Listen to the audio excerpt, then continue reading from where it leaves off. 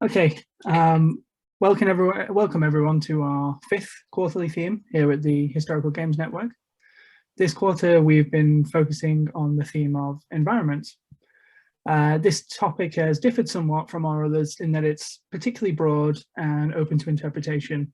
There's a lot of sort of ways we can think about environments in relation to historical games and play.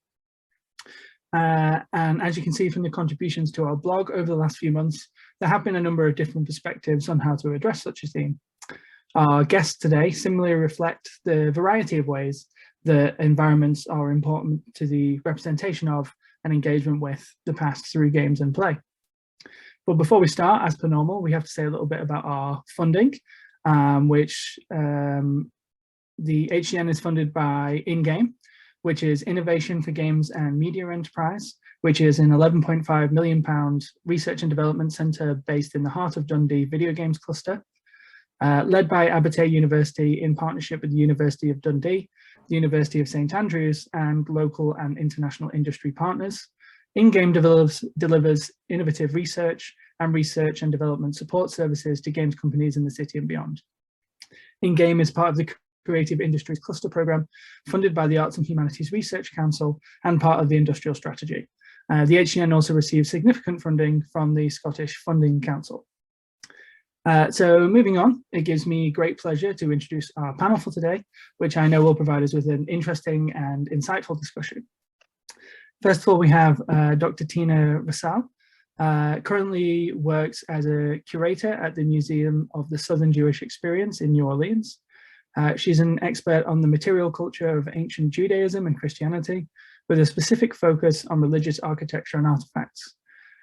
Prior to joining MSJE, Tina earned a BA and an MA in archaeology of the ancient Near East from Ghent University in Belgium, a BA in Hebrew and Aramaic cultures from Leiden University in the Netherlands, and a PhD in ancient Mediterranean religions from UNC Chapel Hill. Tina is also an avid archaeogamer and has been presenting and publishing on this topic for the past 7 years. We also have Dr. Emma Fraser, who is an assistant teaching professor in media studies and the Berkeley Center for New Media at UC Berkeley. Emma's research considers games and play across sociology, geography, game studies, and media and cultural theory. Emma also researches and writes about space and place, modern ruins, and visual media in relation to urban experience and the writings of Walter Benjamin and the Frankfurt School. Emma teaches digital media methods, digital storytelling, game studies, and new media theory and practice to graduate and undergraduate students.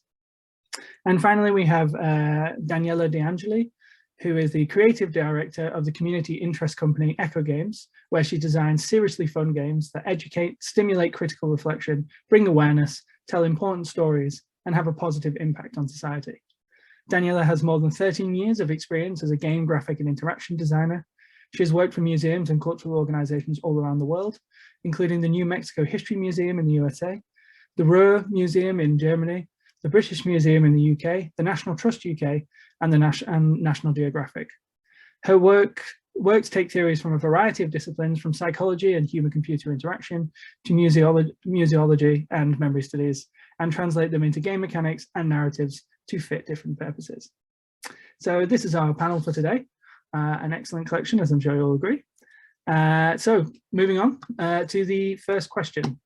So we've been thinking about environments in relation to history and games and play in this quarter, but as always, we've got to start with the sort of the boring question, if you like, but an essential one of what do we mean when we talk about environments in relation to historical games? How broad or narrow should our focus be? We can think of games as environments themselves, games in environments of production reception, and of course we can think about games and the environment, the sort of pressing concerns we all should be feeling right now. So for that first question, maybe let's start with Tina. How should we be defining environments? How should we be thinking about this in relation to historical games? Putting me on the spot from the beginning. I mean, I feel like you've said it all, right? It's games in the environment, about the environment, with the environment. So from my blog post that I posted last week, I mostly talked about the environment represented in video games because I come at it from the heritage field. And so I'm very interested in how historical sites, both modern and old, are being represented in video games these days, and what can we learn from those environments as academics, as historians, as scholars studying our world. And so I've been very interested in how people have been making the environments in video games in a way that feels immersive and invokes emotions in people. And so I've been looking at the environment in a way that we kind of look at art. So you know how in paintings we have realistic paintings and we have impressionism. And so I feel like the same is happening in video games, where we have accurate representations of the past. This is how it actually looked like, which is the realism. But then we also have environments that just invoke a sort of atmosphere, which is impressionism, right? You see a painting with a certain light coming in and it makes you feel sad or nostalgic, which is just as authentic an experience as real life can be. And so I find it fascinating how video games try to invoke feelings and emotions in people while they're playing, and it goes beyond just what you see in the background. It's also the music, the sounds, the weather, the snow being added, or rain coming in, kind of puts you in a certain mood to be able to play a certain game, which is what I find interesting. So that's my tidbit on that particular area. Yeah, absolutely. I totally agree with you there. You know, it's very tempting to sort of think only of the visual fidelity, the representation of existing environments or past environments, but absolutely there's so many components to this sort of, you know, the sense of authenticity, essentially the sense of immersion. You know, some of our contributions have sort of talked about music, for example, and these kind of things, and very much that difference between what in my own work I call the realist and the conceptual, you know, these like hyper visual fidelity games versus games that can essentially convey some of the same message, but using completely different sort of visual techniques or representational techniques. Mm-hmm. Okay, Emma, for you, when we talk about environments, how should we be defining them? I know this is something your own work focuses on very much, as sort of environmental elements in games. What's the important sort of aspects to focus on in relation to games, in your opinion?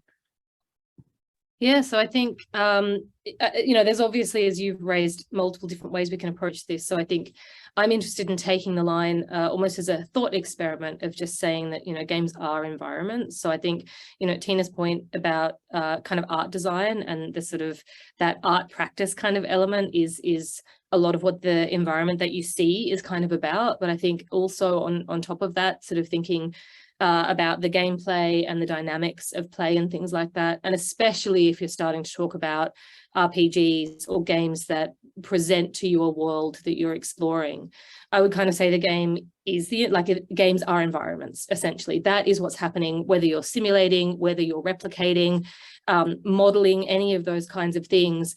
The absolute fundamental kind of constitution, what is the game made of? You know, it's an environment. And we can think about that original definition of environment as essentially just being your surroundings, or even the surroundings in which something finds itself. It doesn't have to be a person, it could be an animal, it could be the surroundings of an object. You know, that is the original kind of use or pre-environmentalist use of the term environment, and pre-digital use of the term environment. And so in that sense, a game is an environment. It's you're playing in surroundings, you're being surrounded by something, or your avatar at least is being surrounded by something. So that kind of immersion that Tina's talking about, I would say that's the being in the environment, and that environment is the game. So that would be, I think there are ways you can poke holes in that, but I would like to use that as a kind of way to think through, you know, what constitutes a game. And that's one of the things that I'm always trying to work around, is if we want to think about something like the spatiality of a game, how do games produce space? I think to say that a game is an environment is a nice way to just start that very, very complex kind of conversation. Absolutely, I think that's a really important point, and it sort of makes me think of the Gibsonian psychology, the kind of affordances kind of idea that, you know, an environment is what surrounds an organism, whether it be an animal or a person, and allows them to have affordances, essentially. You know, a relationship between an organism and an environment is what allows us to do stuff, right? You know, it's that basic fundament of all learning, all life. I think that's a really good point. And also the point you make about games being environments very much in and of themselves. And it's so tempting to think of them as purely simulations, if you like, but really they're representations, right? They have limits where they're boxes rather than landscapes. You know, like a lot of the time what we see on the horizon is something that we can't actually interact with. So I think these are really useful reflections. Daniela, what do we mean when we talk about environments in relation to historical games? You know, I'm sure this is something that's really important when you're designing games. You know, what's the environment you want to include in your game? What's the environment you want to represent in your game? What environment is it going to be made, you know, received, those kind of things. So I'd love to hear your reflections on that. Yeah, I mean, I think, you know, linking to, you know, what both Emma and Tina say, you know, they're both, you know, very good points they made, because, you know, in one hand you have the environment the game creates, right, and presents, and where players find themselves in you know, in the game. Of course, there are different kind of games, can be video games, but there are also, you know, role-playing, LARP in a lot of you know, cultural institutions. So, you know, those are games that really blur completely, you know, the boundaries between what is actually a game and what is reality, right? So in that sense, and also it's for me, because I work with different organizations, right, that the environment for which I develop the game really has a key impact on the game itself, because, for example, you know, as I say, games have limitation, especially when organizations don't have a big budget to create a high quality 3D replica that players expect nowadays, because nowadays, you know, technology, you can make incredibly accurate 3D, you know, like Assassin's Creed, and most museums cannot afford that. They don't have 5 years, first of all, to develop it, not just the budget, right? So, you know, something that Tina said, that it's actually, you know, like, yes, so true, because in a lot of cases, you know, you end up doing 2D games where the colors, the music, or even using archival photos is what really calls and creates the environment, and you really play a lot of people's creativity and fantasy. Even more so, you know, I run some role-playing games as well, and some storytelling games where, you know, the visitors of the museum or the players created part of the environment themselves. And something else also I was considering, you know, about the environment where the game is situated, right? There are different variables, the purpose of the game, because, you know, for example, if the purpose is a museum wants the game to connect with their collections, then it's important to be located in a specific area, maybe of the exhibition, right? So, and that also, like in some historical sites that have games in the site, allow you to immerse yourself and connect to a deeper level, right?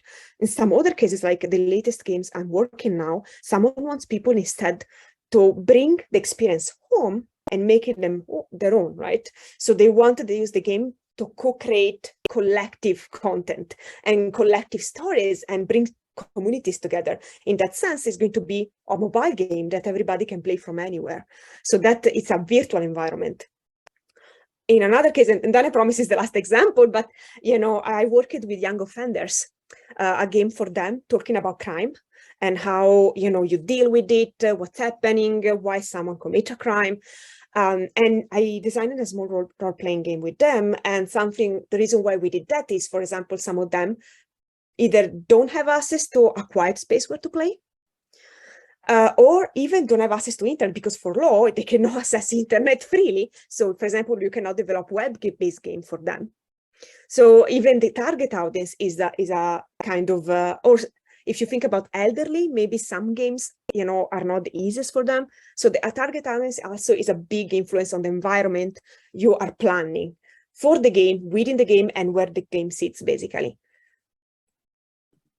Yeah, absolutely. I mean, that seems so important. You know, it becomes quite a complicated sort of mix of environments, really, when, you know, say you want to take something from the past environment, and present it to the present, but then also you have the context of production, the context of reception, which are all their own environments. And yeah, it's and then, you know, as you say, we tend to think of games as a sealed environment, but they bleed into other aspects of life, and people want to take that experience home, as you say, and building it collectively. So I wonder sometimes if we can see games as sort of bridges between different cultural environments, at least, or subcultural environments. And perhaps that's why play is so important to human culture in a sense. Thank you so much. Okay, let me see, what question do we have next? Okay, so I want to ask about sort of the unique qualities of games, in a sense, for engaging with environments. But obviously, our focus is past environments, but of course, with present-day environments as well. How do games define, depict, and negotiate the historical environments they engage with? Meaning, what is unique about these necessarily playful engagements? What do games do differently than cinema or the novel or the documentary, for example, in terms of allowing us to engage with environments, or in terms of engaging with our environments and allowing us to interact with them? So let's maybe start with Emma this time. Yeah, so I think this is a super interesting question, partly because I spend a lot of time teaching, talking to students about what is unique about games and what is specific to other media forms that have been kind of transmedially or convergently or whatever brought into or remediated into games. And I think historical environments give us a really interesting insight into what's kind of specific about games. So one of the things that comes to mind is, and this is always something that I come back to, but the spatial movement that you can achieve in games, right? So I often describe certain games as a bit like walking into a painting, to sort of riff off a bit what Tina was saying before as well about, they're sort of like art in some ways. But in this case, you can walk into and kind of move around and navigate and negotiate the kind of space. And so when you're thinking about historical environments, a lot of what's unique about a game is this kind of idea. And we can always fight about authenticity, but the idea that you can sell or promote the notion that this is a more authentic kind of media experience, because you're actually able to direct yourself through that location, or even if it's something where you're in the physical location, so a game that is maybe an app on a phone set in, say, a Roman ruin or something like that. I've been to a few of those in the UK. That what's kind of unique is this ability to kind of layer something, or augment the environment in some kind of way and make it more sort of rich, like this idea of richness, right? So that's kind of what is as a default kind of unique to games. But the other thing I think, and this comes up in a few of the blog posts actually on the website, is the way in which games actually, when they create assets, this is what's really unique to games, and then to some degree CGI or computer generated effects and things like that, is this kind of reproduction or automation of production of space, right? So if you want to make a historical environment, you pop some artifacts in there that look recognizable. So a lot of the games that I've studied are about this kind of process of trying to replicate a city, and that you never actually put in the whole city because it's very difficult to do that. You could model a city now in that sort of detail, but it would just take you so long, that's pointless. And in fact, the game Hellgate London, which came out, I think, in kind of 2007, 2008, was one of the first procedural generation kind of dungeon games, but that was an attempt to recreate London. But a lot of it was just generic, right? So there's one gate that appears 1,000 times, right? So that you're in London, because it's exactly like the gates that are around the British Museum. And so when you walk around the British Museum, you go, I know that gate, they must have taken a picture of that and then used that. And so I think that's the other thing that's really unique about environments in games, even when you're thinking about historical kind of games that need to have a certain amount of kind of fealty or truth to the real place that they're replicating, is just this mass reproduction of assets that just repeat again and again and again, like a production line. And there's really no other media form. We talk about mass media and mass production and having a kind of production line model, but this in games, this absolute identical asset that comes up again and again, that's really unique. You don't get that unless you're doing something like, the battlefield scene from Lord of the Rings or something, which just has a bajillion orcs that are repeated. But generally, that's something quite unique to games and pretty common to historical gaming environments. Yeah, absolutely. I sort of talk about it as they're not necessarily historically accurate objects, but they're historically typical objects. So there becomes this like ideal of what, you know, cups look like in the 1940s, and then that's in every World War II game. And then of course that gets, you know, sort of replicated from its own game sort of inspirations, if you like. Yeah, I think that's really interesting to think about, actually. You know, the only thing there seems to be a sort of equivalent of in cinema is in the very early days of cinema when studios would reuse sets and objects, but of course that's been gone for many, many decades now. So it's sort of interesting. It's very much its newness, but it's also leaning into a history of media production that's sort of already there. Yeah, that's really interesting. Okay, maybe we could go to, sorry, 1 second, I've lost my questions here, to Daniela. I won. Yeah. How do games depict and negotiate the historical environments they engage with? What's unique about these kind of playful engagements compared to other media? Yeah, I mean, what I'm saying is so interesting because, you know, it's familiarity, you know, create some familiar, something that feels familiar, you can recognize, you know, it's a bit, you know, when you watch a movie and you like, and then you decide to go to a place because, oh my gosh, you know, that was in that movie, my favorite movie, I'm just going there because I saw it. So it's could be a good really tool to invite people to actually visit real sites. So it can be a good invitation, let's say. But for me, because, you know, a lot of the game I develop have a purpose beyond entertainment and even beyond learning, right? Is critical reflection on the past, for example. For me, it's really the fact that, you know, the games are such a unique medium in which people are active and actually can play as someone else, like they can put themselves in someone else's shoes, right? And that way is so powerful because they can live the past, they can be someone in the past, and they can take decision and understand why things happen the way they did, because they can see the consequences of the action. They're not just reading a book and see, you know, because one thing is reading a book and understand, okay, oh, this happened and this happened and this happened. Another thing is, okay, I took the decision and that means that, for example, this will happen. Right, and that's for example, I developed a couple of games for the museum in Essen, and that were games that were trying to create a critical reflection around conflict and war. So there were historical events, especially during the Second World War. So one was about bombing, but I think the more interesting for this discussion is the game that was about the Holocaust. Again, strong opinions out of it. we collected data, and the opinions were quite opposite. You know, people either loved or hated it. There were no middle ground, as you can imagine. But it's interesting because you know, we interview a lot of people that survived the Second World War, and you know, survived the Holocaust. And also we read a lot of biographies, historical biographies. So we did a lot of historical research to build a kind of accurate environment, and we built a set of characters out of different real people, right? And what we try to do is really, the players were one of those characters waiting to be deported. Basically, they were waiting in a Umschlagplatz. And they were interacting with each other and tried to, you know, investigate and try to get themselves out of there, basically.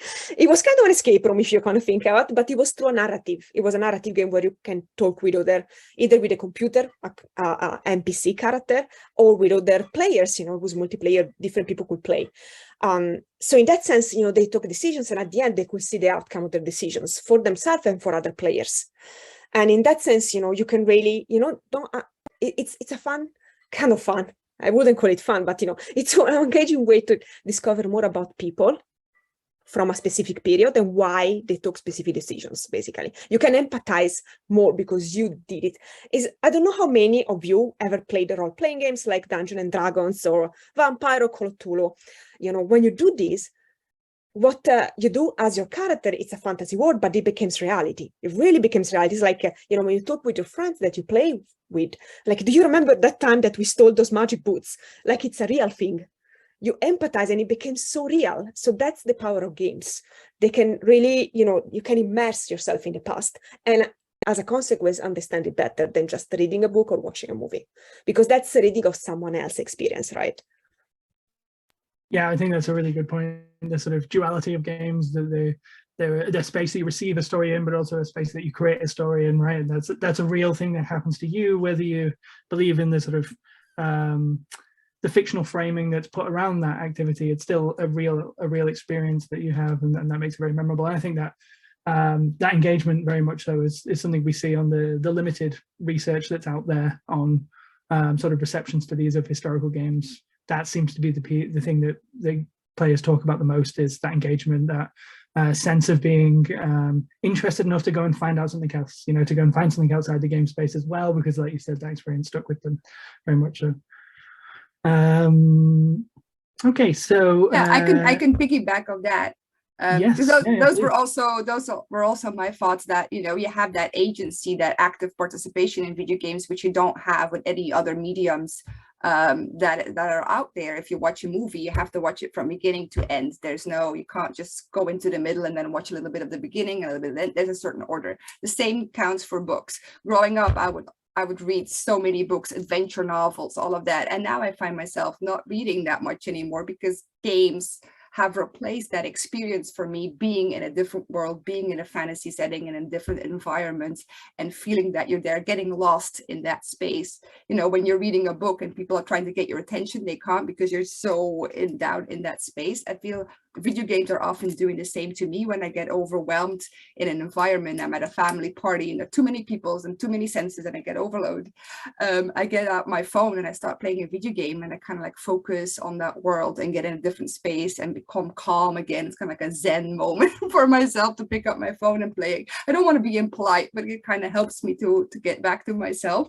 But then also the like you said, Daniela, feeling that you're walking in someone else's shoes. When I was reading books as a child, in which the main character was a 45-year-old man, I never really felt like it was talking about me, but those were just the books that were available. But now with the character creation, you can make someone that looks like you, and it makes you feel much more like it's your experience. Or you can, you know, you can create someone that's completely opposite of you and experience how that is like, especially if you're playing online, multi-mass online, and you want to make a character that has a different gender, different skin tone, whatever, just to feel like what the experience would be playing as a character like that, and the interaction with the other online players and how they react to you. So that's one thing. The second thing I wanted to say is that video games really have that scale, that 3D dimensionality that other, you know, mediums don't have. So when I was teaching a class a couple of years ago, we would be reading these ancient texts talking about ancient Greece or Egypt or whatever. And, you know, it would talk about the temples and how big they were and how colorful they were. But we don't really have an image in our head of how big that exactly is. Even if we see a picture, it's still kind of hard to imagine the scale and extent. And it was only when we were playing Assassin's Creed in the classroom then that the students would be saying, I had no idea this building was that high, or I could walk into it and it was so overwhelming, or the colors were so bright. I don't feel like we have any other mediums that can place you into those historical spaces and actually have that feeling of you're there and you can see the sound, you know, the candles flickering and the sound resonating and all of that, which is an experience that you can't just have from a movie. Plus, it kind of fosters curiosity in people, especially when we're now a generation where we're so used to, you know, we're watching 5-second clips on TikTok and we're going on Wikipedia and we're reading 2 sentences of that article, then we go to the next article, read 2 sentences of that. So we're kind of a generation that wants to go to what we're interested in pretty quickly and then move on to the next one. And I feel like video games are that perfect example where if we don't feel like doing this right now, we're going to go look at that. And if we're not interested in that, we'll go look at the other one. And it fosters that curiosity of trying to explore and learn as much as we can when we want it, and not being, you know, put in a classroom where this is the topic of that class and we're going to spend 15 minutes on that. But we can take our own pace and find out stuff for ourselves. Yeah, absolutely. Can I jump in quickly? Yeah, because it's just sparks quite a few sort of things, and I just thought would be interesting to respond to. So I've been thinking a lot about this kind of question of empathy in games, and there are some kind of commentaries by people like Nakamura who kind of say, oh, you know, is this something that's possible? And I think what's interesting is I wonder if it's the perfect term for that sensation of being there, which I think is super relevant for this question of environment. How does the environment function? What is it? Because I start to wonder about maybe maybe almost situatedness, right? To go back to this idea of surrounding and situation for environment, that actually, you know, empathy is one way of thinking about it, but actually, are we talking about situatedness, even specifically in the term of Donna Haraway's situated knowledges, right? That what we're thinking about here, what the game provides in allowing you to have this bodily situatedness within the space is actually knowledge that you didn't have before. And so, you know, yes, you could call it empathy, but I would also say it's actually, you know, more or different to empathy. It's kind of knowing, it's an epistemological formation, and it's even got some sort of ontological kind of being relationship there, particularly if you're doing something that's a physical game or a role-playing game where you're there in person, right? It's that bodily element that a book can't give you and a film can't give you. And so that sort of gets me thinking about that. And also, you know, one of the things that I've done research on is I started off a long time ago with the idea that you can't, this is sort of more than 10 years ago, you can't learn much more than a shallow kind of set of information. You can't get more than a shallow amount of knowledge about an environment from playing a game. And I was wrong about that. I was completely wrong. So I ran a bunch of experiments essentially about what can you learn about a city that's depicted in a game that you kind of play in a game and then you go to the city. What translates? Is it just you sitting there going, oh, there's the game city and there's the here city, and that isn't the case. There's a lot of information that translates. You'll start to, and particularly for mapping, so you'll start to map the environment through the map that you have in your head, and that's very consistent actually. So if you play something like The Last of Us and you go to Pittsburgh, even though the map is profoundly different in a lot of ways, the landmarks are in the right position, that you know where you are in Pittsburgh. And I did not expect any of that to happen. So I mean, obviously it depends on the game, but I think it goes back to this idea of, you know, what does it mean then to be situated? Like, what is that profound kind of effect on you?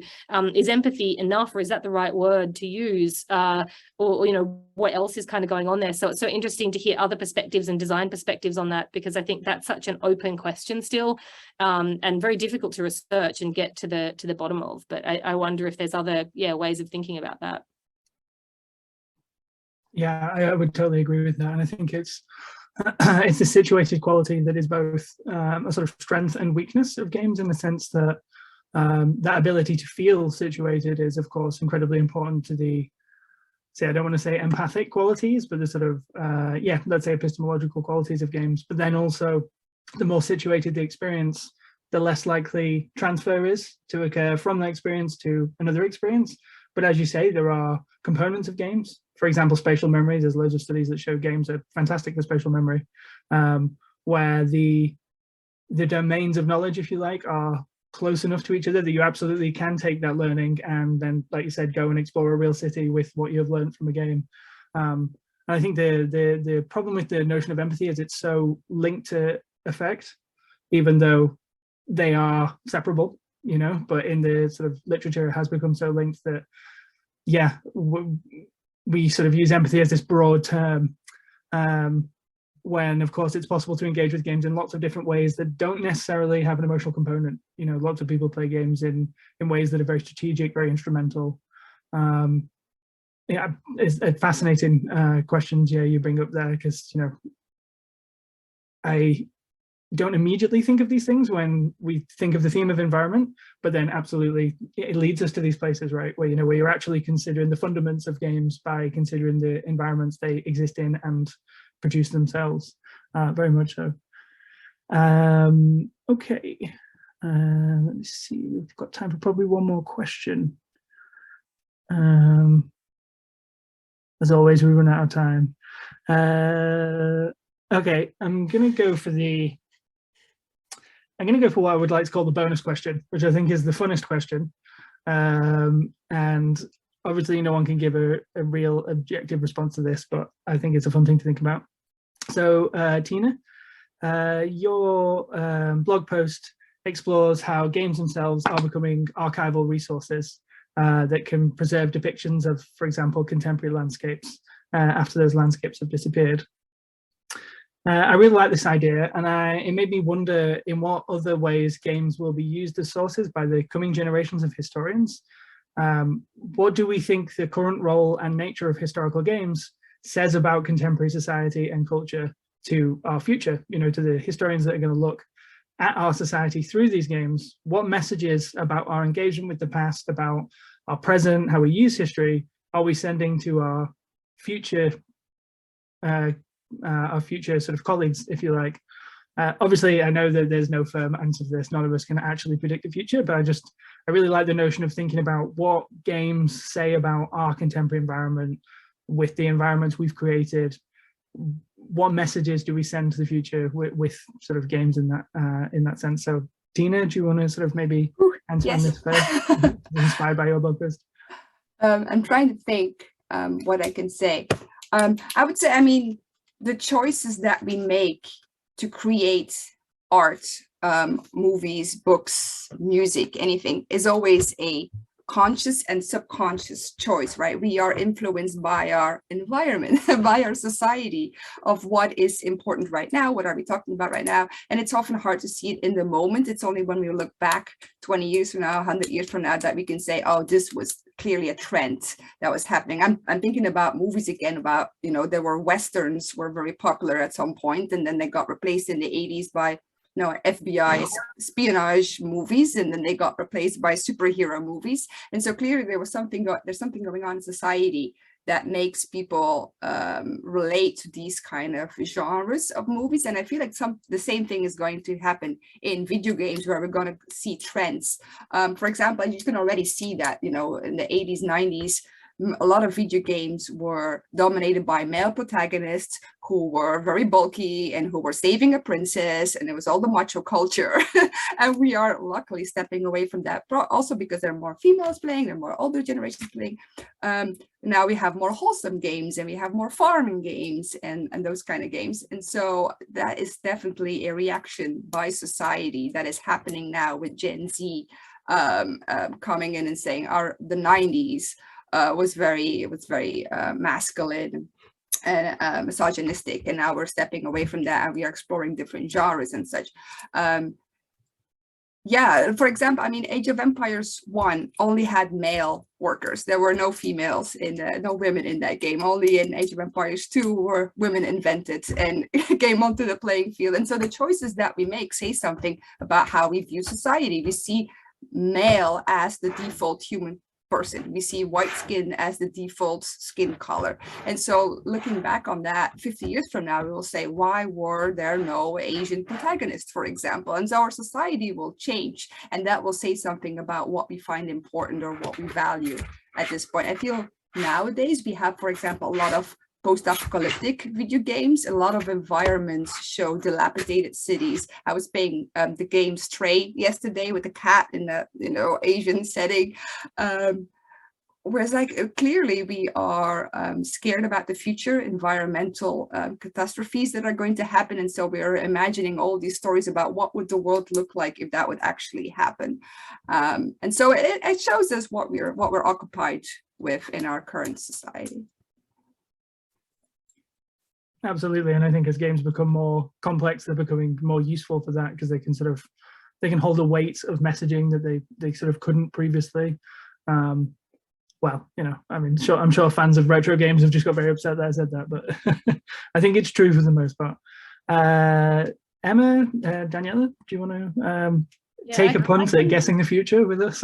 Yeah, I can follow through on that, just because so a lot of the research, the monograph that I'm currently working on is essentially about apocalyptic games and the apocalypse in games, and that was one of the things that I was going to contribute is you know, looking back at the canon, particularly if we sort of think of games once they became, you know, 3D, more kind of fully furnished worlds that you could navigate more, that yeah, you can see a really pronounced obsession with this idea of let's imagine the world as a ruin. And I think it's just revving up more and more. So even games that are ostensibly set in historical periods prior to the contemporary era, so even something like Red Dead Redemption still has this undercurrent of like decay and decline and pending doom, this kind of sense, this almost mournful kind of future nostalgia sort of oriented interpretation of the world that comes through. I think it's really interesting if you start to look at a kind of catalogue of games, especially games that are very spatial and open world, like the sort of vast environments. There's this absolute kind of tendency towards a kind of future nostalgia. And I'm sure some of that is probably because people who are in charge of what gets developed now are people who largely grew up during the Cold War, right? And there was this very, dominant sort of feeling during the Cold War as well, that very unpleasant things were about to take place. But also I think it's kind of, a lot of games really grapple with things like the kind of decline of America as an imperial power. So the Fallout series is kind of all about that. BioShock, probably, depending on how you interpret that. I mean, I know it's based on Ayn Rand's work as well, which is kind of complicated and a side thing that we can't probably get into right now. But just this kind of general sense of mourning, almost, that we're in this period of that kind of era of progress and development. And this is even prior to environmental kind of concerns, prior to some of the movements, the more obvious environmental movements we have now. This kind of sense of collapse is really omnipresent in games, and especially games thinking through historical future imaginaries and things like that. But then the flip side of that is also, I mean, Tina mentioned farming sims, and I think something like Stardew Valley, which is in fact essentially a reproduction of Harvest Moon, which has been around since the 80s, but becomes this incredibly successful mainstream kind of independently developed game, which is kind of like the flip. If you don't want to go and play in these wrecked, ruined, drudgy, kind of grim, decaying places, go and control your farm, right? Have this sense of being relaxed and having, micro influence over every little element of that it's a very relaxing kind of environment. And I did a lot of that with friends of mine during COVID. A lot of my Australian school friends, we'd get online and just play Stardew, because that was, and so I think it's kind of this really interesting dynamic between two anxieties, like we're hurtling towards destruction in a whole range of games, or we're being very kind of relaxed and controlling a fruitful kind of generative, creative almost environment, right? This kind of, these two sides. It's almost like a lot of really popular games, you can split them one way or the other. So I imagine in 100 years it's going to be, what was wrong with this society? Everyone seems very stressed, like so that would be my kind of contribution there. Yes, I think that's absolutely fascinating. Yeah, very much so. I mean, we see the rise of post-apocalyptic scenarios in cinema and novels, and massively in games. And as you point out, games are technically capable of producing so much more complex landscapes than we tend to find in post-apocalyptic spaces, and yet they are fascinated by this kind of bleak sort of environment. But I love the comparison there to sort of Harvest Moon and things like that as well. Almost the yearning for the organic lost history, that pre-industrial kind of close communities, like control of your life as we hurtle into the apocalypse. Very much so. It seems very yeah, there's definitely going to be some future historians writing about Harvest Moon and Stardew Valley and things, I think, particularly how popular they were during COVID. This cannot be accidental, surely. Yeah, that's absolutely fascinating. Danielle, would you like to take a guess at perhaps what the future may hold for historians looking at the games we have made now? A bit hard to follow up. So yeah, but besides all we are in the weird, stressful period, and that reflects on the medium, right, that we produce, of course. There are a couple of interesting things. On one side is, because you can see how technology evolved from, I have this little book about the first games that were developed, very simple, right? The first, you remember the Little Snake game that is still around, but, they used to play on the phone. So you can really see the development of society, technology, and that also allows for more accurate and high quality environments, right? So that also means that, for example, someone playing games that we are developing nowadays can have a better idea of, for example, even the past. There are more accurate 3D representations of both our present and the past. So for sure, they can get a better idea of us and the past than the first games, simply because also there is more technology. The technology allows for that, right? you had to hard code everything in the past, right? And there were still limitations. Nowadays, you just download Unity or Unreal and you don't even need to code, right? Everybody can co-create or create and add something to the universe that, people in the future can find and play. So there are so many also different perspectives that can be added up, right? Because anybody can develop a game. It's not just the computer scientists, mathematicians, or whatever, right? So there is that. The other is also that, there is more attention, and it's something that also, Martina kind of touched about the character representation and the cultural representation nowadays than it was in the past. So there's a bit more diversity. Still, in a lot of games, people may think in the future that it was all the same, like all white people or whatever, but there is a bit more attention to, how things are represented. Like, for example, silly example of something in the past versus something nowadays that is not really a game, is a Disney cartoon, but I grew up with Disney, so I mean, there you go. Aladdin, right? The cartoon. You watch and it's fun, and now you realize, oh gosh, the palace is absolutely not culturally accurate. And if you watch the cartoon now, Disney actually had to add the things. We are very sorry, that was a product of its time, right? This is a new time, so you can actually see a more culturally, kind of realistic and accurate representation. So in general, our games will give a better idea of our society for sure. And finally, in general, games themselves are artifacts and pieces of history. There are history museum about games and video games. So, they will also see the games themselves as artifacts and, look at the design, look at, how they were, built and how, we played, like we went through like different physical kind of controller, more that, like Wii, for example. I know most people will not remember about it, but, there are different ways to interact with games that also people in the future will see, because it will probably be on a display. So those are the main things I will add to, what has been already said. It's just good as, it would be good. It depends also what game, yeah, because let's say Candy Crush, people will think just we love candies, which is true. But, I would just wonder what game people will play in the future and think, oh gosh, this is what, represents society. Yeah, it would be fun to see what games survive time, depends also what the games museums save. And I don't know, I mean, because there is not going to be CD-ROM, there is not going to be the cloud, probably God knows what there is going to be in the future. So I don't know what games we survive. Probably no mobile games. It's a bit of a tough question, but I think you're absolutely right. And I think partly the sort of first generation of games, not only were the technology restrictive, so the messaging couldn't necessarily be as complex. I also think sort of a lot of again, to use the term situated, the situated playness, if you like, of those games was lost. People thought these were throwaway pop cultural sort of items, nothing to be preserved. And of course, it's only with work of sort of hardworking game historians in recent years that we've sort of recovered some of that context.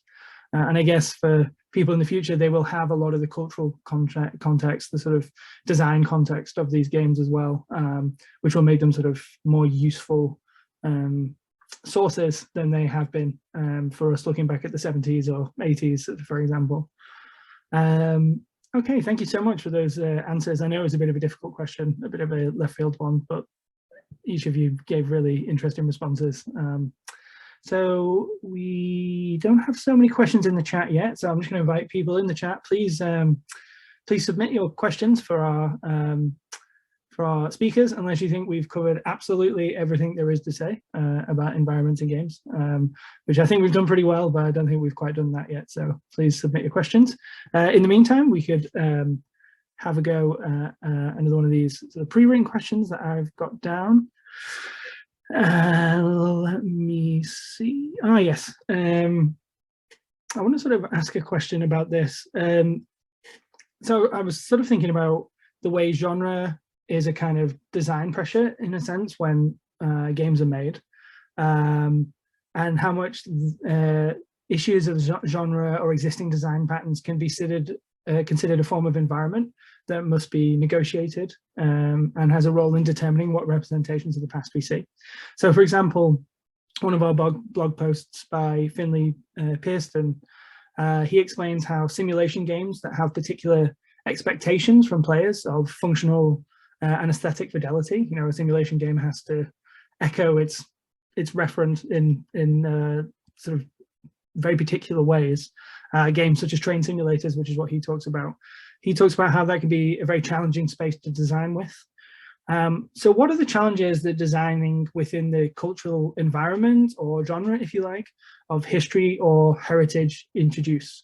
How is it different for developers or designers or whoever to create representations in a history or heritage space compared to sort of the more open, if you like, sort of cultural spaces of, I don't know, more overtly science fiction or fantasy or whatever spaces, or other different types of documentary game, even, you know, considering different issues.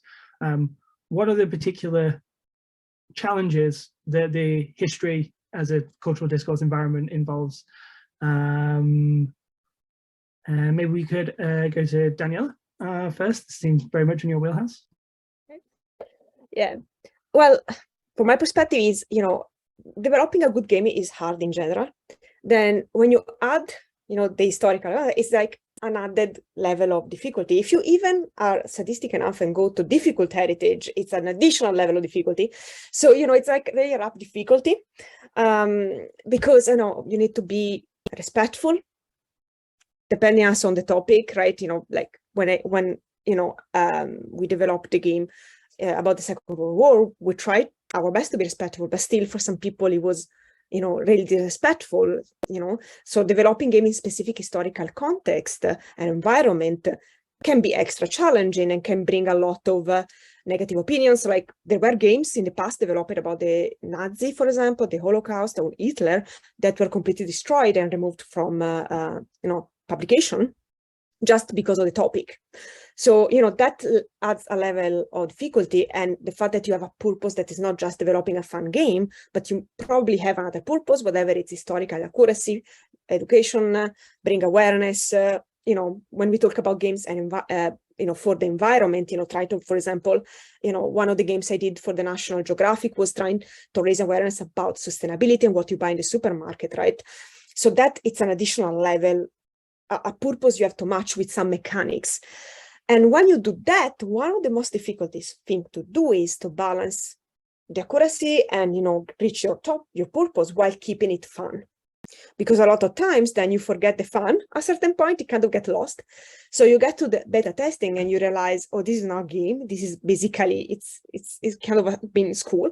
There are a set of quizzes and, you know, it's not that engaging anymore because you are so focused on the accuracy and the purpose of the game, and we're doing something good for humanity.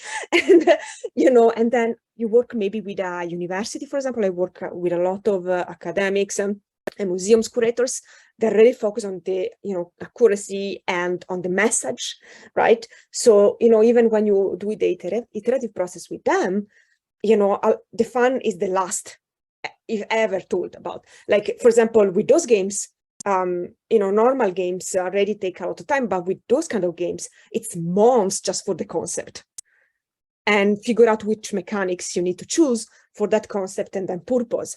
You know, figure out the goal and the concept takes forever. And then, you know, you need to be sure, for example, one of the things we're trying to do is writing a really clear, short design brief. So we always go back to that and like, remember, you know, fun, don't forget about that. But it's still, it's very hard. I think the hardest thing is not as much, for example, the historical environment distracting from other elements of the past, but it's really, you know, be sure that you fit your purpose and, you know, whatever accuracy level you want, while keeping it a game, basically. Because, yeah, in some games, you may not even need much of environment, depending on the purpose, right? It can be very minimal, but, you know, as long as you kind of balance things up, and it's, you know, I did mistake in the past. We did games that we realized at the end, you know, needed some more fun or gamification even, so I think that's the most complicated things when you talk about, these, and of course, be sure that you're respectful with these topics. And still, even if you're respectful, you need to know that when you're dealing with specific difficult heritage, you are going to get some backlash. And there are ways to avoid it, like don't talk about the real World War II, but put it in a fantasy setting, or like for example, there was, oh gosh, I'm terrible with names. It was basically a doku game about the Czechoslovak. Gosh, I'm so bad. It was basically about the Second World War, and it was a series of yes. Do you know? Yeah. There you go. Yeah, no. So that was more about an interactive documentary, right? So they kind of saved the day like that, right? So it's more, it's more like an interactive documentary, basically, right? It's still a game in that sense, but if you think, about a traditional game, what people may think a game is. Some people may associate it to child and childish, so not very too difficult heritage. Some people may think, oh, I need to win. So, even that, I need to win, what kind of winning condition you set, because that may influence the way they play the game and they experience the game and what they reflect on the game. Because one of the game I developed, for example, you couldn't win. It was an endless bombing, and you either save or kill people, and there was no way to win that game. It was very poetic if you think about, but it was not a game. People did not perceive it as a game and got frustrated. So that's another issue when you're trying to do something, to stimulate reflection is, okay, is it still perceived as a game? Are people still enjoying it? Sorry, it was a long answer, but yeah. No, not at all. It's, it's an interesting topic, and my colleague Jonas Lindroth and I have looked specifically at representations of the Holocaust in games, and more specifically analysed the controversies that emerged around them. And it seems to be very much grounded in the fear that putting something in a game inherently trivializes it, because you give it a double meaning. It has a meaning within the game rules, and then it has a meaning in the real world. And what if the player only thinks about the game rules and they don't treat it with respect? And then also the playable position: who does the player play as? Are they the historical antagonist? But absolutely, we found that the games that, in a sense, got away with it, that managed to include these difficult subjects in a game frame, was very much, it has to be framed as educational, it has to be framed as documentary or as an artistic work, maybe played in museums, sort of maybe use visual abstraction, as you mentioned, use fantasy settings, because you get that sort of alibi of ambiguity then. It's like, well, we're not talking about the event, it's a event that's similar, right? And then you get a degree of freedom. I think that's really important. And also your point about fun, that even if a game isn't fun, it has to be at least satisfying in retrospect, right? You might not enjoy it when you play it, but that twist, that stress, when you look back, and it has to be a moment of satisfaction. And I think that's of course, all media forms have to be entertaining, but I think it's a very particular form of satisfaction that games have to create, right? So I think that's really important to raise. Emma, Tina, would you like to sort of say something about the sort of challenges of designing or I guess playing within historical contexts as well? Yeah, I can just jump in quite quickly, because what Daniela was describing. So I was sort of peripherally involved in developing an app, sort of an educational game-based app. And it was the real challenge of it was actually trying to balance this need for something that had to be pedagogical in some kind of way, would also be respectful to space, landscape, all of those kinds of things, but also worked as a game. So it was kind of based, it was called Playfields, and it was based on sort of situationist ideas around sort of dérive and détournement and all of that kind of idea. And the idea was that you could play it in any environment. So it was originally designed for Gozo on Malta, so it was going to be more historically contextualized. It was essentially, it turned into a field work kind of game to get students to sort of experience a specific, situated, located geographically placed environment and go around and sort of challenge that landscape in a way.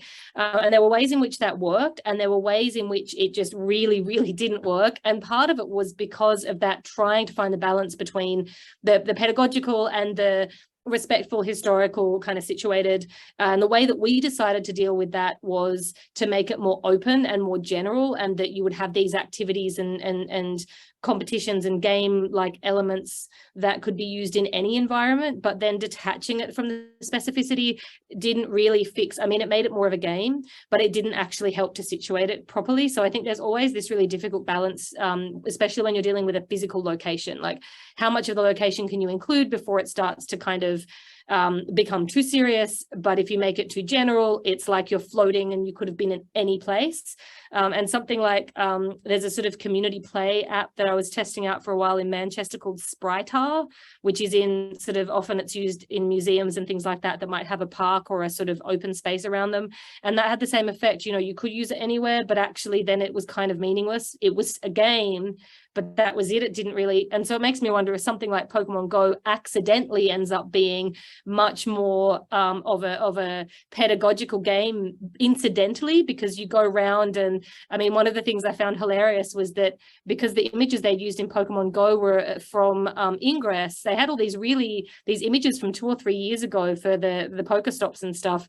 And so if the landscape around you had changed, it was actually a historic record of the period before. And that was in a way more educational incidentally than anything you can design. Like, designing that in is just nightmarish. It's just really difficult to do, and you have to be very, very good, because it's just really hard, basically. So that would be kind of my sort of as they say in Australia, my 2 cents on that. Yeah, it sort of strikes me that with what you were saying then, I mean, essentially we're talking about the balance between two environments that have to somehow mesh together in one text, in the sense that you have the environment of history where the notion is you should learn something that we at least think is real, and then the environment of games where the whole purpose is you should feel something that's kind of not real, you know, that you should be able to escape and have an experience that's real but orchestrated by an object, a playful object, which of course play is separate from the real, from the everyday in some sense. And it's like striking the balance between those sort of environments. It sort of brings us back to our theme, I think. Dina, did you want to say something about the sort of challenges? I just have a couple of sentences that an aspect that we haven't mentioned yet is the expectations from the players, often where they expect if something is set in a certain time period or a certain area, these things need to be included. If you're going to have a game about Egypt, there need to be pyramids in it. And so, you know, sometimes you want to create something that's accurate and you're like, well, those buildings, the architecture didn't exist yet, or, you know, I want to show a different side of that society. I just want to be in a house, do some cooking, and we're not going to go to pyramids, and that tempers the expectation and from players. And so it's often a balance between what do they expect that this time period will look like. Can we make a medieval game without castles and without horses, or then is no one gonna play it, and then what did we all do it for? And so I feel like especially big studios who are going to spend a lot of money on it do not want to have their audience be disappointed and then have financial losses. So indie studios are often more in a place where they can experiment with these things, and then if it becomes popular, then they have pushed the boundary, then AAA games will copy it. So in that case, it's good that we have these indie studios trying different things, but I think that is, you know, in our financial driven world, that is the reality, that if people are expecting something, even if it's inaccurate, you kind of have to add it to just please the crowd. Yeah, absolutely. You want to chase accuracy, but what the audience expects is authenticity. The sort of idea of the past that's been created through, you know, many different media forms, many different experiences over the years, popular interpretations. Absolutely, that seems a sort of classic issue of trying to depict the past through sort of media that have to make a profit, essentially. Although I find it kind of interesting to think about, you know, there are these demands, but you could, again, in theory, make an incredibly historically perfect kind of game. But why would you bother? It would take you years and years and years. And then who's actually going to play it for more than a day? You know, what's the kind of end goal for that for any developer? And certainly indie developers can't do that. But I've been saying to people for a while now that we don't have the James Camerons Titanic of games yet. And it's like, is that the point at which we know, we've kind of gone up and over some kind of hump when we get to someone's going to try and do an absolute, picture perfect kind of recreation of a moment in time. And we've had some things that have gotten close. But I think that's also the kind of limit, is that, films, you will have that. We want to try and make the historical setting that's exactly like it was. And in games, it's kind of like, we're going to do that up until we run out of money. And so, however many hundreds of, I don't know how much it cost to make Titanic, but that game doesn't exist yet. Yeah, weirdly, there was a crowdfunded game that was trying to do exactly that, trying to recreate the interior of the Titanic, but I haven't heard anything about it for a few years. So I don't know if it actually made it, as you say, to be the sort of James Cameron's Titanic of games, but that was exactly it. They had a lot of reference to the films and how they sort of recovered the interiors, and they were trying to do that. But I do think it's an interesting moment where, as you said, Tina, the indie games market is starting to sort of drag history and games in different directions. There's more interest from sort of subcultures of players who want, I want this interpretation of this era, and I'm happy to play that with, the other 5,000 people that want that. And, it's feasible for a developer to do it because, people can kickstart them or whatever. I see really interesting sort of patterns with these hyper realistic sort of online historical games that are starting to be built purely because there's enough players that want it, but it has no appeal to the mainstream gamer whatsoever. And I think that's a sort of really interesting dynamic. Okay, we have some... If I can add something, sorry, yes, it's also, there are also, because there are so many, individual developers and indie companies developing those games, there are also archivals and directories of those games that are growing. So it's, like the Game for a Change, probably most of the people here knows of it. It's a good way to find some of those games, and most of them are either free or not that expensive, to play. So there is such a wide array of things that you can try as a gamer beyond the AAA, right? And also, it's because of that, I think there is more experimentation in some of those big companies as well. So, in some cases, like I think Horizon was one of those side projects. I think actually, because I think it's called the V&A in London did a series of events about games. They did an amazing exhibition about games that I visited twice because it was beautiful. And also they did a series of panels, and they were the developers of Horizon saying that this was not the main project. It's something that they did. They had creative sessions where they could think about crazy projects, and they presented this idea and they worked a bit on it. And, it was actually nice enough for the main company to push the game. So I think there is also a bit more experimentation going on because of that. There's not everywhere, but in some cases, a bit of flexibility. Yeah, absolutely. Yeah. I think the sort of indie market is a test market for AAA developers, isn't it? Sometimes, they sort of look at the trends that have been successful there, and then you see sort of little bits of it infiltrate the big historical titles, but not, not a whole game. We're not gonna have a whole game concentrated on this sort of amazing, quirky sort of interpretation of the past, but we can bring a little bit of it into whatever the big AAA title is. Okay, so we have some questions from our audience now. So firstly, we have a question from Alexander Vanderwall, who says, I've been wondering about how atmospheric authenticity could be experienced in games with ancient mythological settings. What are your thoughts on how we could conceptualize a feeling of authenticity or genuineness in a setting like Immortals Phoenix Rising or the Underworld in Hades, for which there is no recognizable real-world referent? Or does authenticity just not apply in these cases? So is there anyone that would like to jump in on that one? I can try, Yeah. because I actually did a bit of research on authenticity. I mean, it's still a work in progress. The thing is, yeah, it's can be quite subjective, right? Like I run some experiments with, for example, replica of artifacts or holograms of artifacts, and just deciding, okay, what kind of data we collect from these, how do we measure authenticity? That was already something, because it's like you can ask someone, oh, do you feel it's authentic? But then, you know, you kind of suggest the answer there. You know, if you do a survey, what do you ask, right? It's like, does it feel like it will be in a museum? Does it feel like it's an original piece? Does it feel like you want to go and see the original piece? Like, so I think, you know, through that, we really started considering, okay, what is authenticity in an historical setting, right? You know, because technically, okay, when you have a virtual environment, is not, I mean, some people may not consider authentic because it's not the real thing, right? It's not the real Tower of Pisa. It's just a copy, right? And I was talking with actually a research center in Italy that does high quality 3D replicas of monuments and cities, also for research, not just for games, right? And the difference between the two, right? Because when they do it for research, they do a replica and needs to be like that.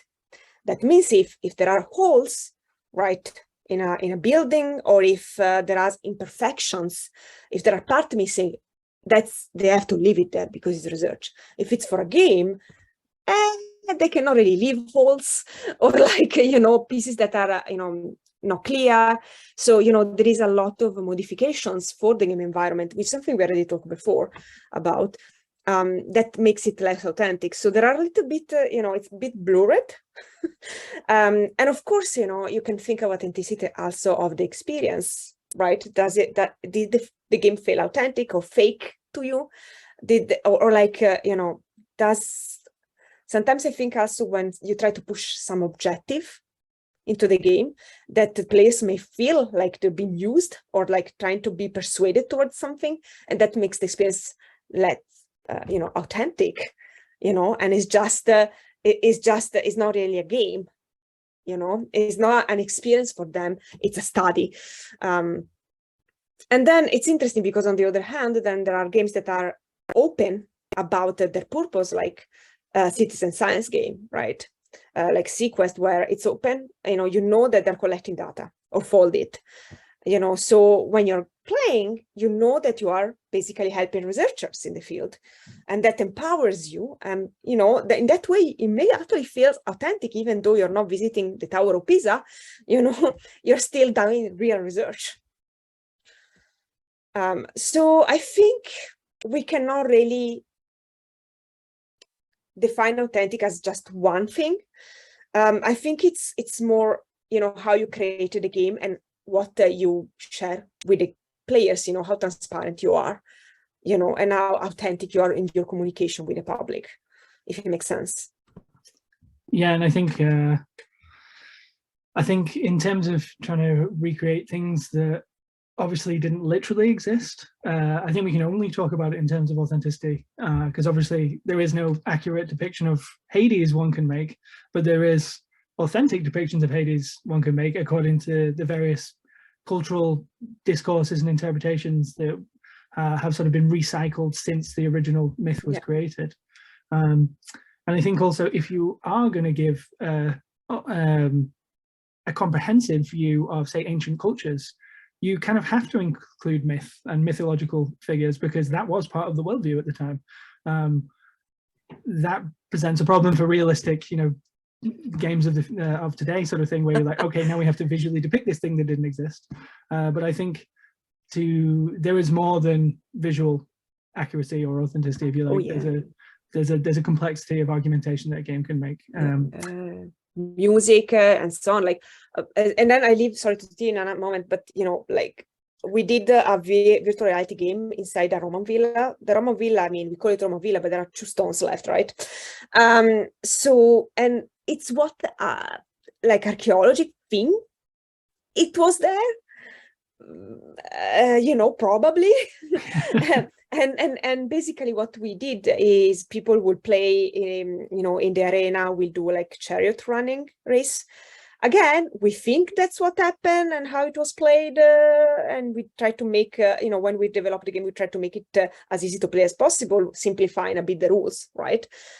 So again, what is authentic in that case? Because we cannot time travel. Yeah. Tina, I think you had something to say. Yeah, I was just going to say, because it's so difficult, because it's a fantasy world, right? Mythology, religion, as you'll call it, it's something that we imagine, and so there isn't really an accurate depiction of it. But what I find the beauty in is that it gets reimagined over time through different cultures, through different individuals. So the question is, what kind of perspective of that fantasy world do you want to show? Do you want to depict it as this is how the ancient Romans or Greek people thought about these mythologies or these stories? But then there are modern pagans around who might still believe in these gods, and so their imagined world of it is probably very different. They imagine probably a modern, it's like your depiction of heaven. Do you imagine little angels eating with golden spoons, or do you imagine your loved ones? Is it a modern world? Is it an ancient world? Is it a garden? Is it a city? So those reinterpretations of fantasy worlds is what I find interesting, and there could be thousands of them. But it's, what atmosphere do you want to set? Do you want it to be a threatening space? Do you want it to be a warm space? Do you want it to be a dangerous space? Do you want it to be a nostalgic space? And that's what art does, right? It reinterprets these emotions in a fantasy setting. That's what I would study more than the accuracy of Hades. Yeah, absolutely. And I think it's interesting. I think it's sort of particularly notable that we only really see representations of the mythological world in sort of ancient games, when, of course, in medieval Europe, for example, the sort of mythos of Christianity, if you like, was very much a part of the everyday worldview. And yet we don't see literal depictions of that in the historical games we have of that period. So I think there's like a very interesting distinction that's made there, sort of inadvertently, I guess, by the sort of games industry into what we depict, and maybe that's because it's sort of it's too controversial with contemporary politics or whatever, but it's very interesting how we differently depict that.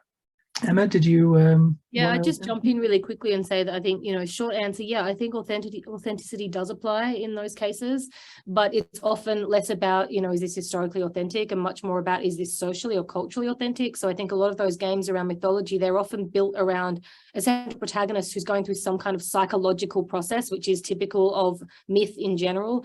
And so I think the plausibility or the believability is very much in is this person's sense of going through trauma, for example, believable to me in this setting, and that's a whole kind of keystone of that particular genre as well. And you even see it in things like Game of Thrones and that sort of thing, also that kind of fantasy myth history merged kind of setting. So I think the plausibility and authenticity comes in for other characters.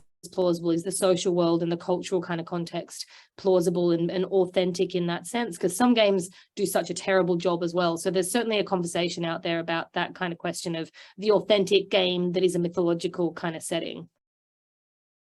Yeah, and I think that's a really difficult problem that faces anybody that produces historical media, where you want to show the subjectivity of culture and how it forms our responses as individuals, but then also the universality of human experience, and you want it to translate to a contemporary audience as well. And yeah, it seems like a very sort of a difficult mess to unpick. I can imagine it's very hard work.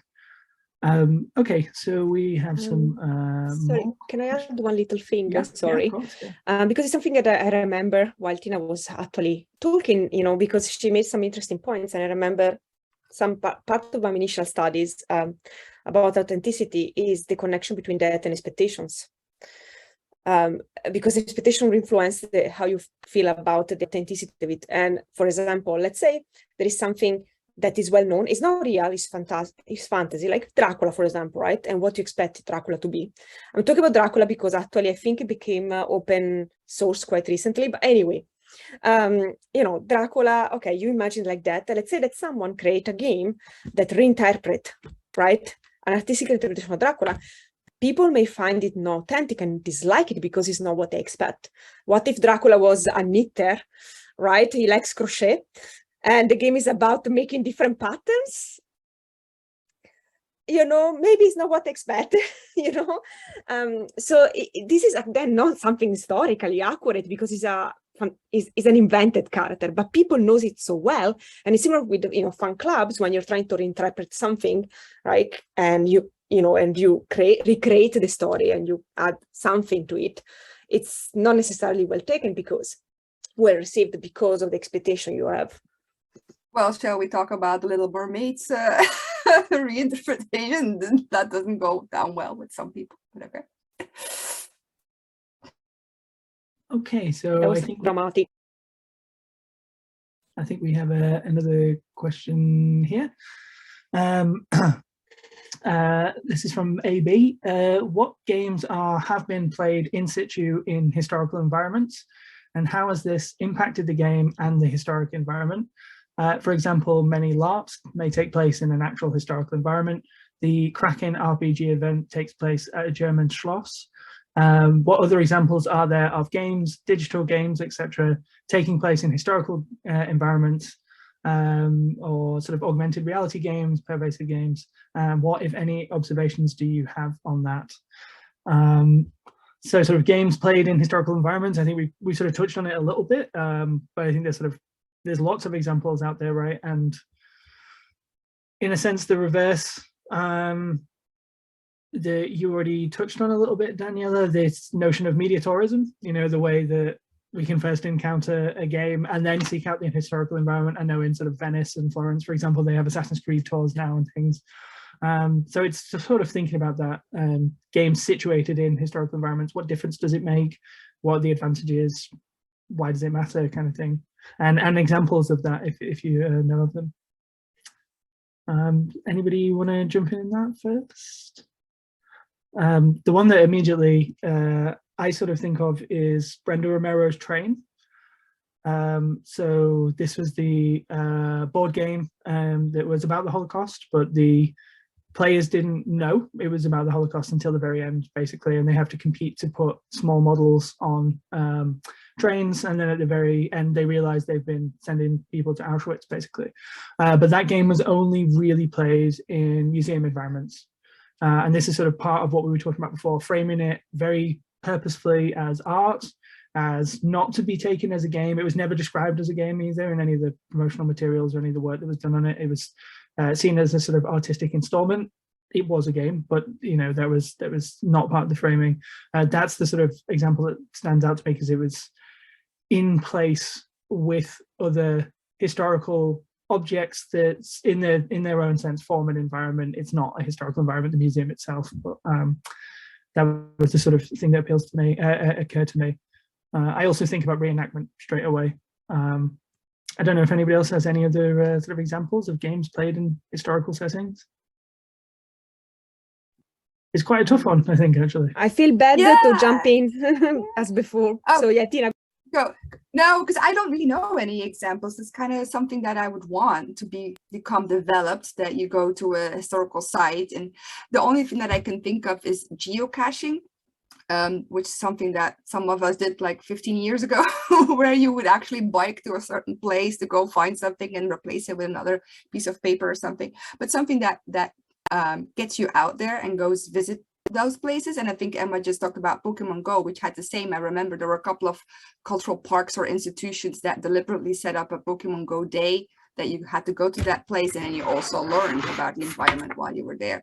And I'm really looking forward to the future of AR games that will combine those two, but I don't know any good examples yet, to be honest.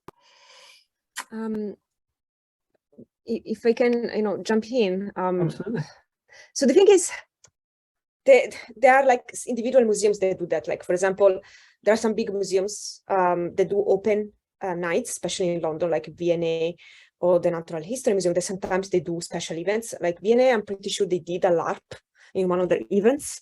So, sometimes they have these interesting or like open, like silent concerts or things like, that engage with the museum during the night, and is open events that do special events. So it's a one, event.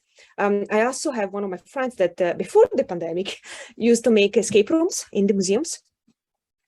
Those are pretty fun because it's a way to explore in a fun way, the collections and find hidden secrets and treasures. So those are very fun, and he did it for a variety of museums, so all around Europe.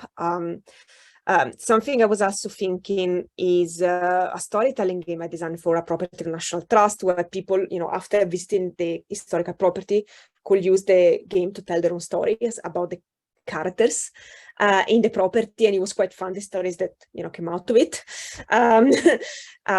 So there are those things. There was also an event I ran time ago, the Mobile Museum, where some of the people that were there created mobile application for museums, augmented reality, and one of them, which is actually he was the founder of Euphoria, the augmented reality. Basically, it was an expansion for Unity program that you could use to create augmented reality applications, games. I think now it was the only privately owned company for augmented reality for the longest time, but I think it was sold to one big company recently. But he was working with a lot of museums, and he did a lot of applications where basically you would go around the museum and just, scan objects and have little characters popping out and talking with you, like there was a Roman centurion soldier. And, it's a way to interact with the objects. Or like he had an app where there were statues, like, from the Roman Empire that are white, and you will reconstruct the colors, and then the statue will come alive and talk with you. So it's a good way to kind of see what the objects originally were, for example, if they're missing pieces or colors, to engage with the characters from the period. I think he did something with the bronze statues as well. So he did quite a few interesting projects with augmented reality in museums. And I think I actually played a quite fun augmented reality game in the Science Museum in Trento, in Italy, where basically they have actually their own device. So it's not something you install in their own device, is in their own device, because you use beacons all around the museum. And they can do it because it's a contemporary building. In historical building, you will not be able to hide so many beacons around, and it will probably not work anyway because of the thickness and whatever of the walls.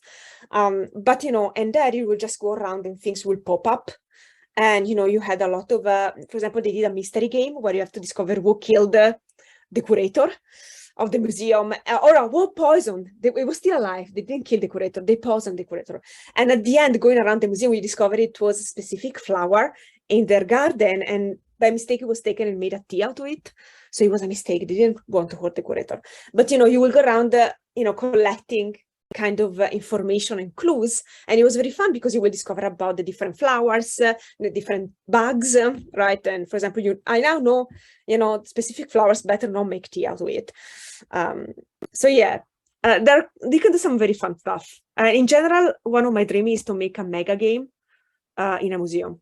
So if ever of you guys want to do a mega game in a museum, absolutely. And I think what becomes very clear with those examples as well is it becomes much easier to think of examples when we think about play in historical spaces rather than games, if you know what I mean. Because my mind, like I said, immediately goes to reenactment, because I've sort of written a lot about how games are a form of reenactment.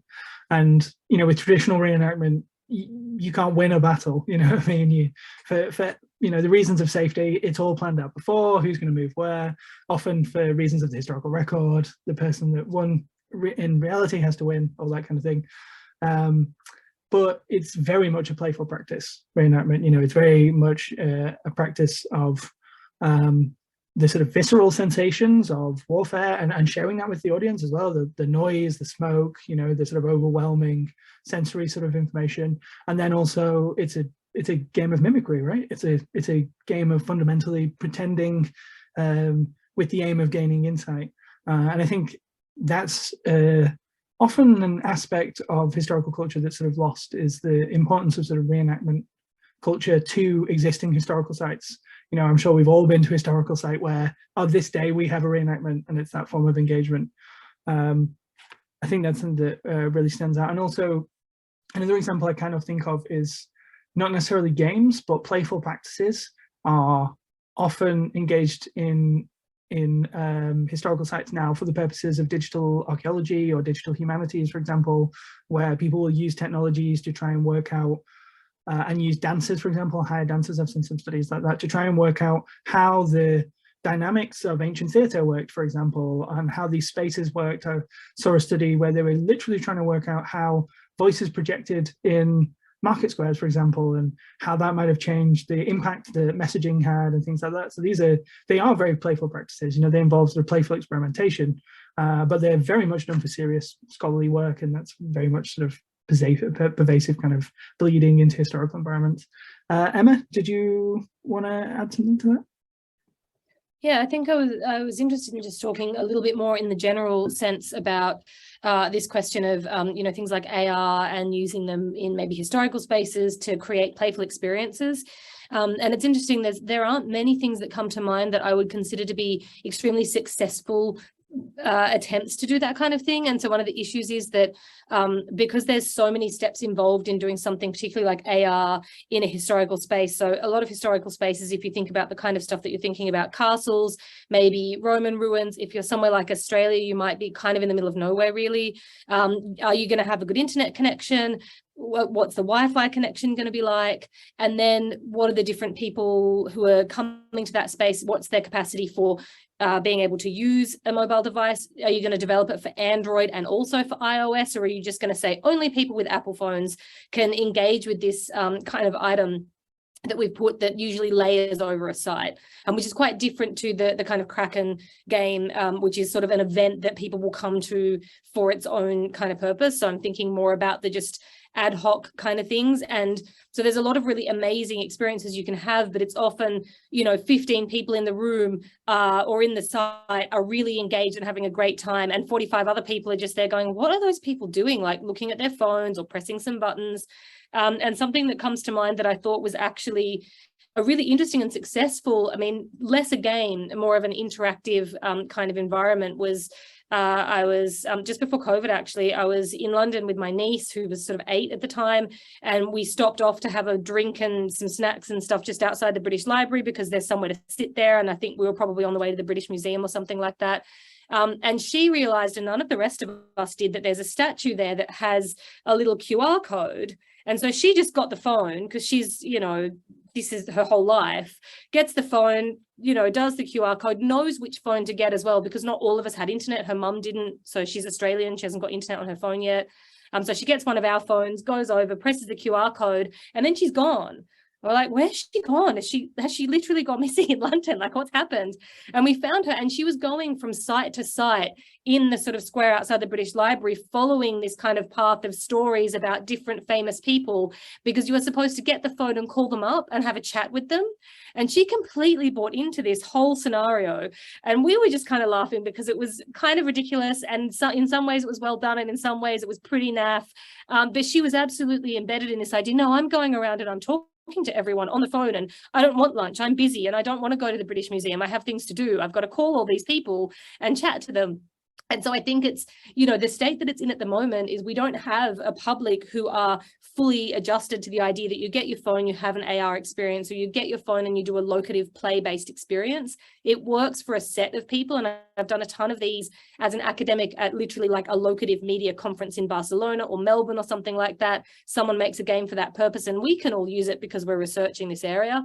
But like that captive audience that you want, who are fluent and can just engage in a public space history game, is actually not the majority of people. So I think, in 20 years time, maybe it'll take that long to have a majority audience who can just pop in and activate those kind of spaces and make use of those. So I think that's a real challenge in the development of those kind of environments. Yeah, and I think it's a very particular thing about sort of heritage and museum spaces, in the sense that other more overtly product-based industries, if you like, can target down to a very specific audience, a particular demographic, and we just sell to these people. A good heritage or museum site, right, has to appeal to everyone, and that's, when done well, they should appeal to everyone, and that's incredibly difficult to design for, I imagine, to design something that appeals to literally everyone. Okay, unfortunately, we've run out of time. In fact, we've gone over a little bit. So all that remains is to say thank you so much to all of our panelists who have created a really interesting and really in-depth examination of our theme. I was a bit worried going into this that it was too broad a theme, that we wouldn't be able to narrow it down to sort of get at the meat of the thing, but I think that's been done really well. Thank you so much to all of you for joining us today. And thank you, of course, to our audience for joining us. Of course, the fact that you keep coming back is the thing that makes the HGN work. So thank you to you as well.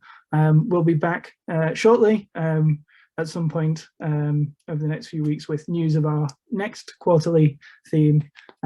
But until then, that's the HGN signing off. So thank you so much to our panelists, and thank you so much to everyone. Bye.